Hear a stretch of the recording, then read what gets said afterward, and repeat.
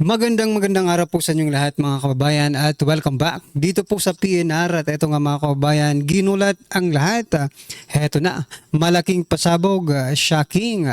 Yan mga kababayan, patungkol po riyan ang ating alamin at bibigyan ng komento ngayong araw na ito. Pero bago pong lahat, kung bago ka pa lang at di pa po nakapag-subscribe sa ating munting channel, please don't forget to subscribe at palike na rin po ng video ito. Maraming salamat po at eto na nga, simulan na po natin to. Sawa na ang bayan ko sa magnanakaw na tao.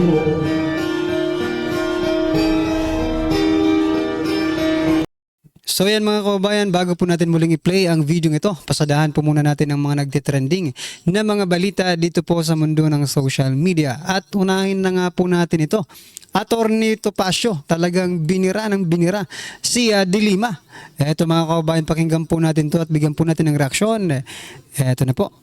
Kahit magpa-lie detector test ako, pahit sabihin kong mamatay na bungangkan ko, magsumpaan tayo ron, sabihin nyo rin. Ala. Yung salitang yun, mamatay na bungangkan mo, kung hindi totoo sinasabi. Sige, go ahead ma'am, make our day. Hinamon ni Attorney Topacio si Leila de Lima matapos magbanta ng demanda laban sa mga dating opisyal ni PRRD. Few weeks, we will be filing the first of those cases. Kasama dyan yung dating Secretary of Justice and several others. Those who have actually coerced, threatened, and influenced, pressured certain witnesses. Ito, natatawa ko. Opo. Si Leila de Lima, gusto niyang magdemanda ngayon kasi daw naabsuelto siya. Dedemanda daw niya at isa sa mga dedemanda niya si dating Secretary Vitz Aguirre. Oh. Dahil for wrongful prosecution. Parang ginipit lang daw siya.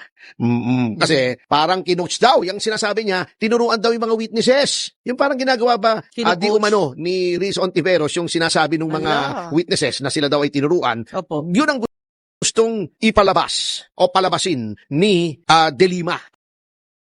Pero ito lang ang pagkakaiba mga kababayan sa lahat ng naging witness ni Riza Hontiveros at comparing to the witness of former President Duterte or ng administrasyon niya against De Lima, hindi po mga kababayan nakatakip ang mga mukha ng mga tumistigo.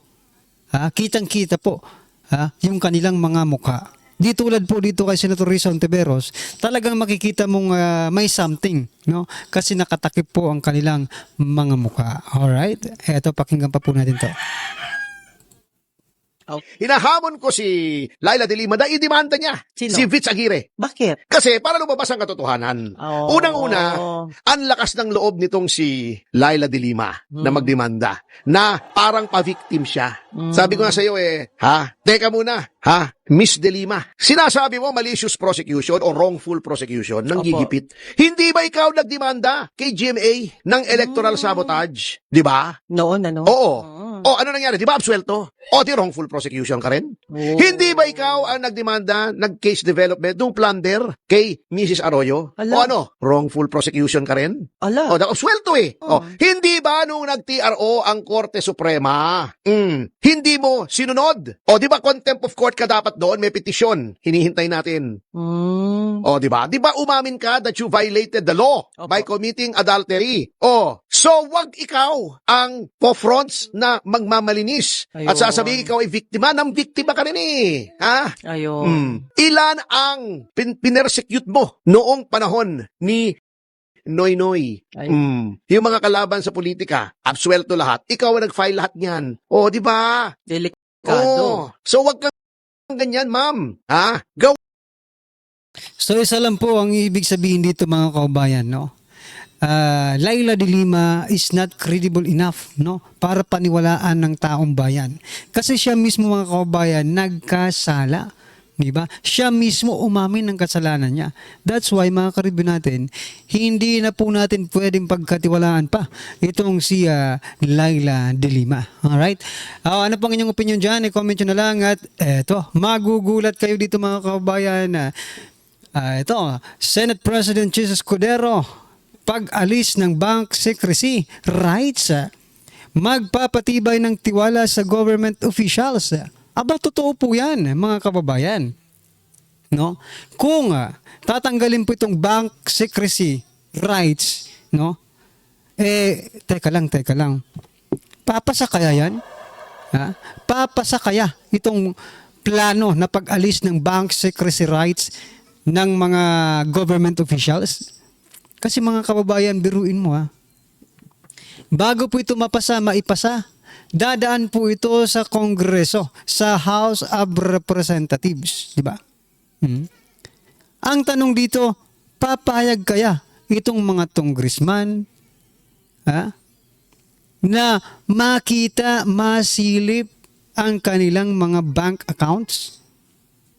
Di ba? Malabo. Suntok sa buwan po itong gusto mo, Senator Escudero.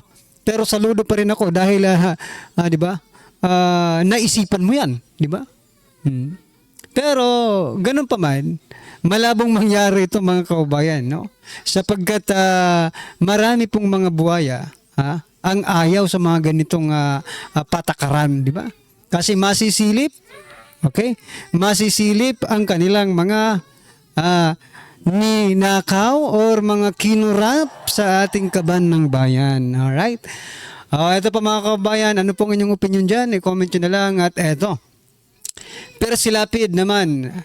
I know, not Percy Lapid, Percy Sindanya. Okay? Sabi niya po dito, binibigyan nila ng blanket authority si Vice President Sara Duterte na ituloy ang kanyang pagnanakaw sa kaban ng bayan. Ganyan ba ang Senado na gusto natin? Well, anyway, mga kabayan, no? Percy Sindanya, bulag ka ba?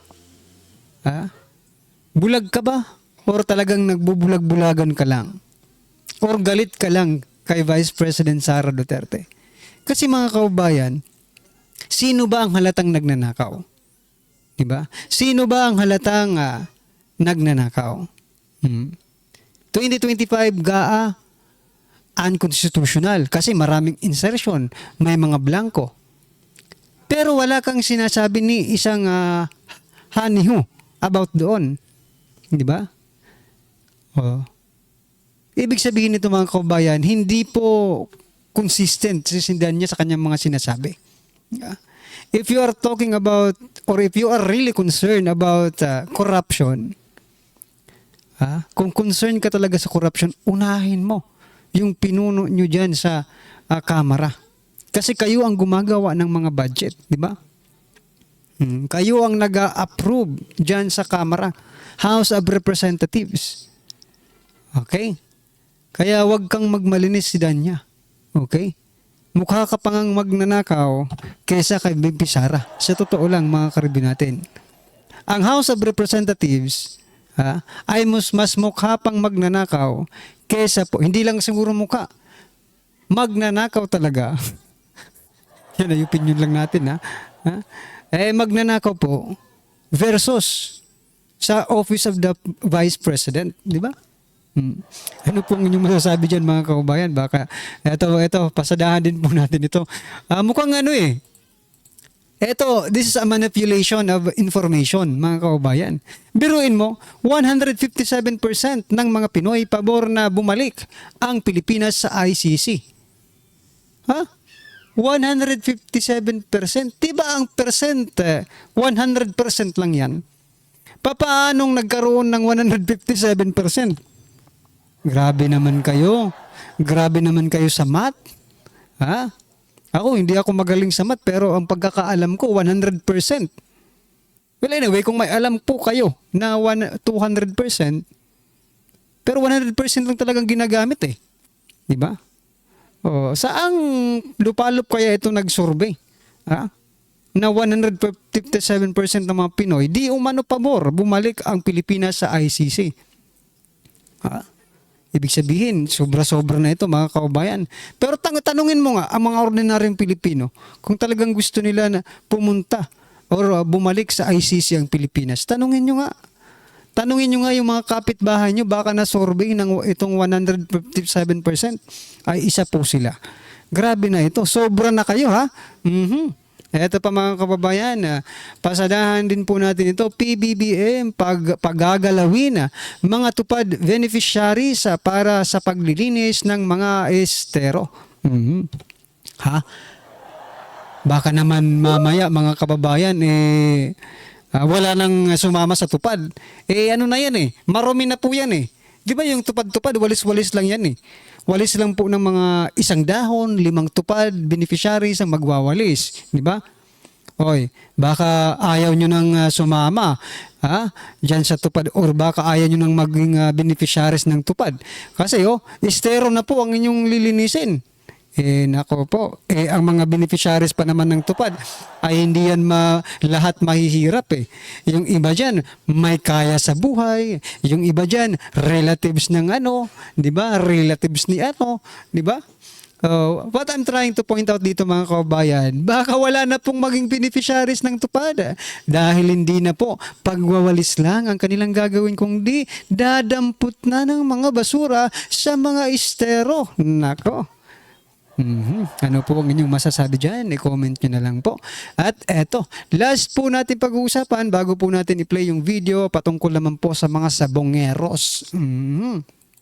Sabi po dito ni Attorney Enrique Buco de la Cruz, kailangan may bangkay kasi kung wala yung body of the crime, paano mo mapapatunayan ang murder? Oo nga mga kaubayan. That is what trying to point out ni former President Duterte sa hearing po sa Senate, di ba? Oo nga, sinabi ni President Duterte na marami akong pinatay, di ba? Itinapon ko. Oo. Ang problema, nasaan ang mga bangkay? Sino ang magrereklamo? Di ba? Ganon din po ito dito sa mga sabungero, mga kaubayan. Hindi po pwede na dahil sinabi ni alias Totoy, na ganito, ganyan, dyan, kailangan makuha nyo yan. Kailangan may ebidensya kayo. Hindi pwedeng dahil sa itong tao ay pinagkatiwalaan ng suspect ninyo. Di ba? Pwede nyo nang agad-agad. Diba? Hindi pwede mga kababayan. Kailangan po nilang mapatunayan that there is really a murder mga kababayan. Kailangan po ng sabi nga dito, body of the crime. So ayan mga karibin natin, ngayon tuloy marami nang iniisip ang mga Pilipino patungkol po dito sa sabongeros. Dahil 4 na taon ang iniisip ko, this is only my opinion mga kababayan, baka para naman magkaroon sila ng accomplishment. Kasi 4 years na po na trinatrabaho nila, wala pa rin. Ngayon, pagkakataon na nila to close the case. Pero hindi pa rin sigurado kung talagang mako-close ba nila itong kasong ito sapagkat, sabi nga po dito ni Attorney de la Cruz, kailangan mahanap muna yan. Okay? Yang mga sabongeros mahanap muna bago. Kayo mag-proceed, alright? Ayan mga kabayan, ano pong inyong opinion, reaksyon patungkol dyan, i-comment nyo na lang at pasadahan po natin ang video ito at bigyan po natin ng reaksyon. Eto na po. Ito ang balitang dapat malaman ng taong bayan. Balitang pinag-uusapan ngayon sa mundo ng social media. Sadyang kahit tila anong pilit ng pagtakpan ang mga tinatagong kabulastugan ng mababang kapulungan na pinamumunuan ng kasalukuyang liderato ng Kamara na sadyang hindi nyo talaga mapipigilan ang katotohanan na mismo ang siyang sasampal sa inyong mga di o manoy mga kasinungalingan. Heto na ang good news. Goodbye impeachment na nga ba? Tila tatapusin na sa wakas ng Office of the Ombudsman. Gumalaw na at nagbigay utos kay Vice President Sara Duterte at siyam na iba pa mula sa Department of Education at the Office of the Vice President na magsumiti ng kanilang counter affidavit kaugnay ng inireklamong inihain ng buhayang kongresista sa House of Representatives tungkol umano sa maling paggamit ng confidential funds. Gaano kaya ito katotoo mga kapanig ating alamin? Pero bago tayo magpatuloy mga kapanig, kung bago ka pa lamang sa aming channel, ay huwag kalimutang mag-like, subscribe at i-click ang notification bell para mas maging updated ka palalo sa lahat pa ng mga bagong videos na i-upload namin. At yun na nga mga kapanig, batay sa kautusang inilabas ng kumpirmadong balita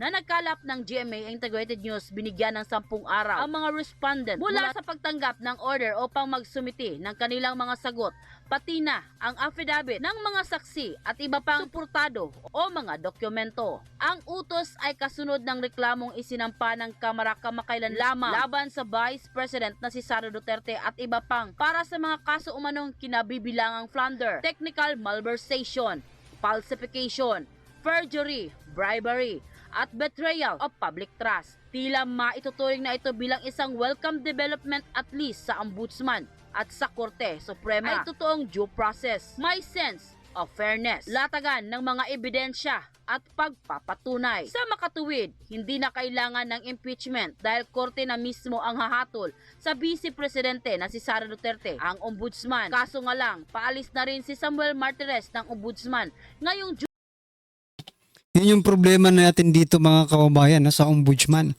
Kasi magre-retire na po. Paalis na po si Ombudsman Martires. At may balita na itong si SOG Boying Rimulya ang papalit. Nako mga kababayan, kapag si Rimulya po ang pumalit mga karibin natin dyan sa Ombudsman, malamang sa malamang mga karibin natin, lahat ng mga Duterte politicians, no, ay magkaroon ng kaso. Not only the Vice President but also Paolo Duterte, Basti Duterte and other allies, no? Nako po, matindi ito. Matindi po ito, kaabang-abang po ito mga karibin natin sapagkat pag ginawa po nila yan, baka hindi na po makapagtimpi ang taong bayan dyan.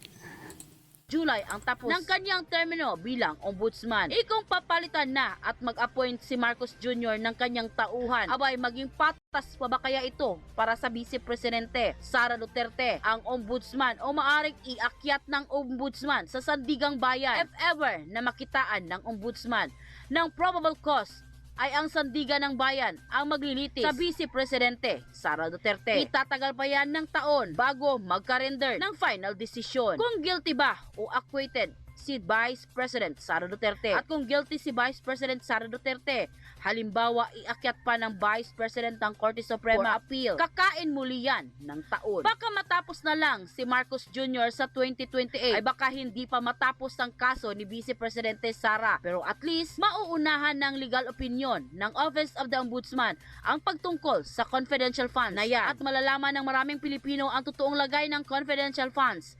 Kasabay na kung paano ito nililiquidate, kung sino-sino ang may mga confidential funds at magkano. Ayong pinapasagot na ng ombudsman at kailangan ng sumagot ng Vice Presidente. Bakit pa ba magkakaroon ng impeachment trial? Nang lumabas nga ang balitang ito ay So yan mga kababayan, ano pong inyong opinion, reaction patungkol po sa video ito ay comment nyo na lang po. Maraming salamat po. Please don't forget to like the video. Maraming salamat po. Sawa na ang bayan ko sa magnanakaw na tao.